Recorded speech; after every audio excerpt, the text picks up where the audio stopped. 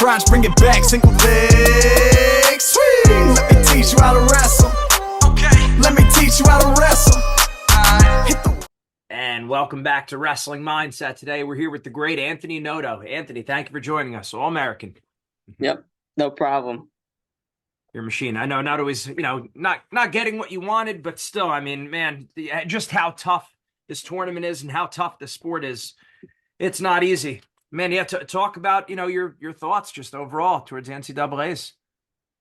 Yeah, I mean, I think I had a great outcome. I mean, battling a couple losses during the season, I had to bounce back and get my mindset right, and I just kind of fell off a little bit after my couple losses in the season, and I really had to reflect on myself because after that loss, I kind of beat myself up a little bit. Like, I shouldn't be losing to these guys. Like, I know I'm better than that. And kind of talked to my coaches, and they said it doesn't matter what happens during the season. Everybody's going to lose.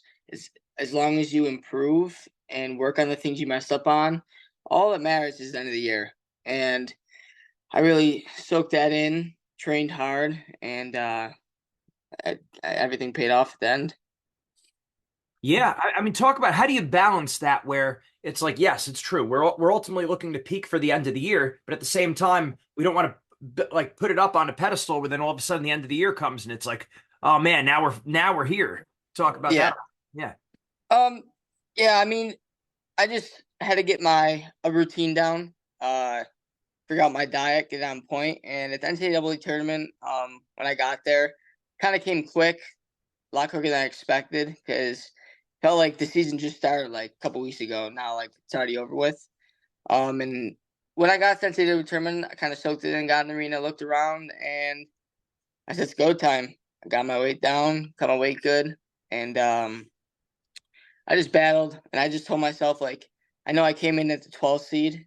I just told myself it's just a number. I mean, when you get to the national tournament, it's the top 33 guys in the country. Like, everybody's good, no matter who you lost to, what you did last year, previous year. Everybody's good at the tournament, and I just told myself, I prayed, I believed, and it's just a number in your name, and just go out there and wrestle. And whatever happens, happens. Just leave it all on the mat, and that's what I did, and think it all paid off.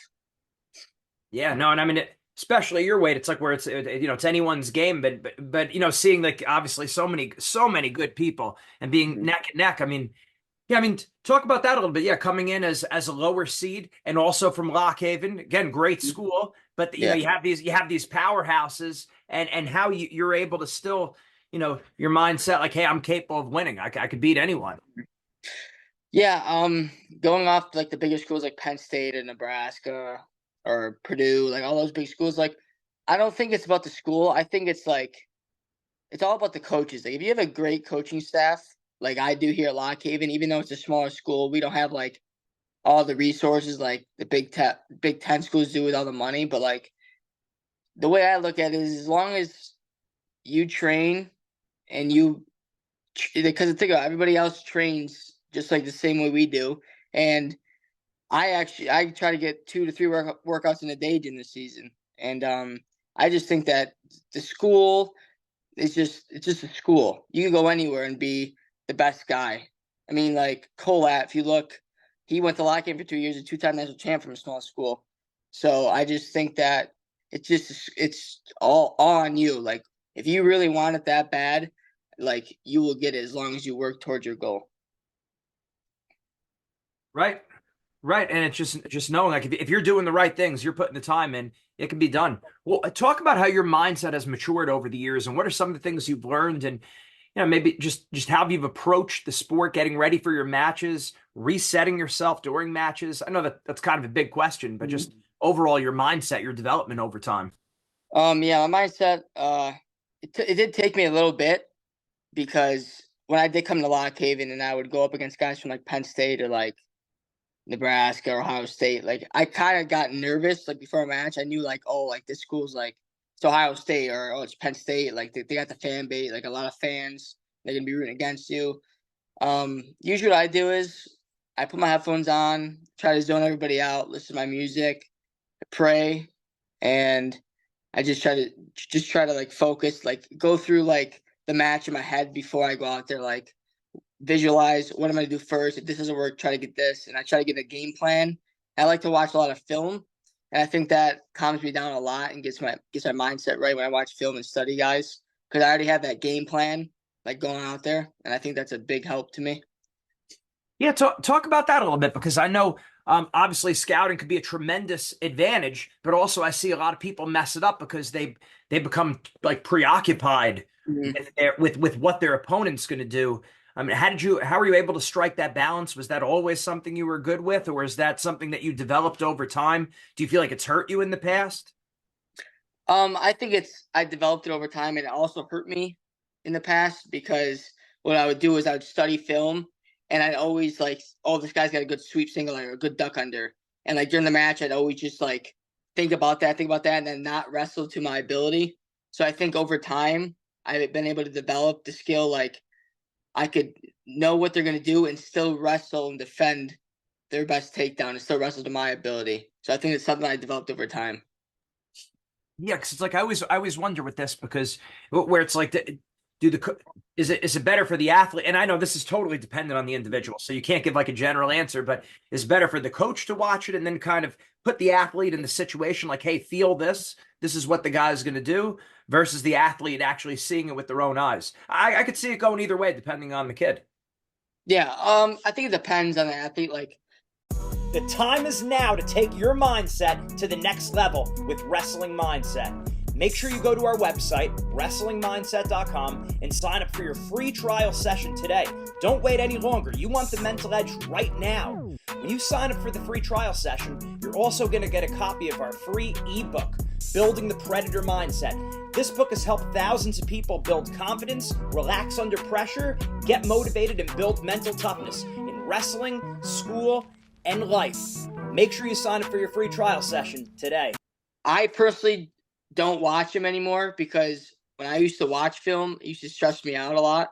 My mindset used to start going. So what I do is I let my coaches watch it, and they come to me and say, "Hey, just so you know, this kid's got a good sweep single. Like, just make sure your head's down and you're in a good stance during the match." Like, that works better for me. I don't know if it would work. Probably works different for every single athlete out there. Right? No, it makes sense. What do you have planned coming up? I guess the next couple weeks, couple months. How much time to recover? Yeah, I'm gonna take a couple days off here, just to get a couple lifts in. It's probably like 4 to 5 days off the mat and get back to it. Gonna keep my training good. I don't know what the plan is for next year. If I'm gonna stay at 25 or go 33 or redshirt, it's up in the air. But I'm gonna train all summer and probably go to some freestyle tournaments. See. Well, So, what's the highest your weight gets? the highest weight is probably the highest I ever was 147, 148. Man. Yeah. Well, Yeah, this year I had a couple tough weigh-ins, but I ended up getting my weight pretty under control by the end of the season. so is that, I mean, how is you do a lot of dieting, but I guess really like watching it even in the off season in terms of like, when do you start at descent? I mean, I know everyone's different, but like it's a pretty big cut. Yeah. In the summer I usually I'm still on a diet, but I eat the same foods I did in the season, but I just eat a bigger portion. So it's still like ground beef, chicken, rice, stuff like that. But it's just not as critique to like I would be during the season. Right. Yeah. And now you said some freestyle coming up. Probably. Yeah. I'm probably gonna hit up some U23s again this summer. I don't know if I'm gonna go 57 or what is the next weight. I think it's 65 kilos or whatever it is up there, 61. I would like to go up a weight there and give myself a feel, wrestle the bigger guys, see how I would do against them. So then when it comes to the season, I could, if I have to go 33, if I get too big, put more muscle on, or if I have to cut down so I get a feel. But it's all up in the air still. I know personally I wrestle way better when I feel better. And so that's also up in the air. So it's all up in the air. It's just too early to decide right now because it's still 6 months away. 7 months. So. Yeah, no, definitely. Yeah. How do you feel like freestyle helps? Like, how do you keep the balance? How like freestyle helps, but also still doing, top bottom and everything. Yeah. I think freestyle helped me a lot develop the style I wrestle now, because in freestyle, like, you have to be in good position, you can't expose. So I think freestyle made me develop, like, keeping my head up on my shots, not put my head down on shots, keeping, like, sealing off, like, because in freestyle you have to seal off the guy, or you guys can get a gut or a trap arm.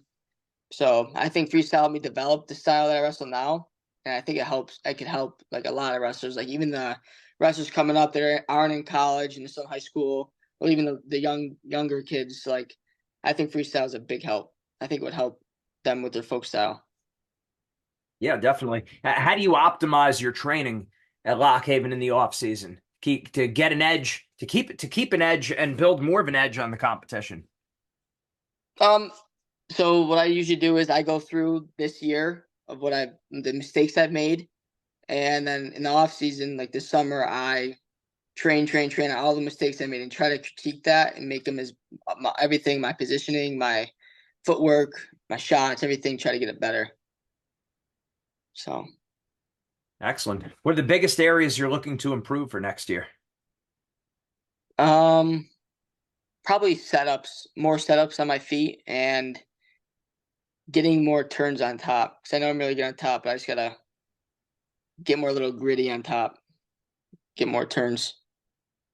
All right, I got a fun one for you. Kind of basically like the same thing, but if you could add one move to your arsenal, what would it be? If all of a sudden, poof, you could snap your fingers, now you got it. What would it be? I like asking this question. Like any position, Anything. Yeah. probably a mean blast double. Just like if I can get every time, just blow through the guys.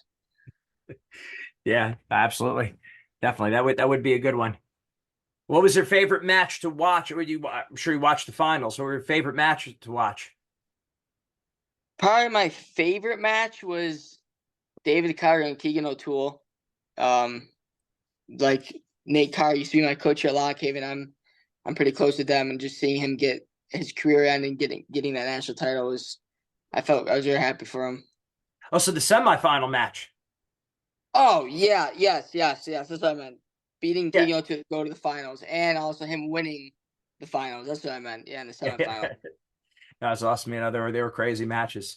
Yeah. Well, what would be a good piece of advice for wrestlers if they were competing in their first NCAA tournament?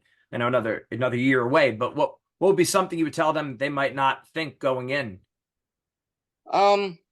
Just believe. Just let it fly. Your first year, you have nothing to lose. Those guys probably 3-4 years in, and it's your first year. Just let it fly. I mean, that's what I did my first year. I didn't do too good. I went 1-2, but look where I came from just going 1-2 to being a 2-time All-American. I just think that as long as you believe and you let things fly and just let your mind loose, you would do really well. And how about managing a 3-day tournament? It's a lot. It's a lot of wrestling, and it's also probably, well, I guess depending on what round, but there's a fair amount of waiting around. Yeah. Just probably just like manage, like what I did was manage your meals, like when you're gonna eat, like make sure you get food in before your matches. Try to zone the crowd out. Just focus on your opponent. Probably the biggest things I would say. Also don't gorge yourself in food, because you still have to make weight every day.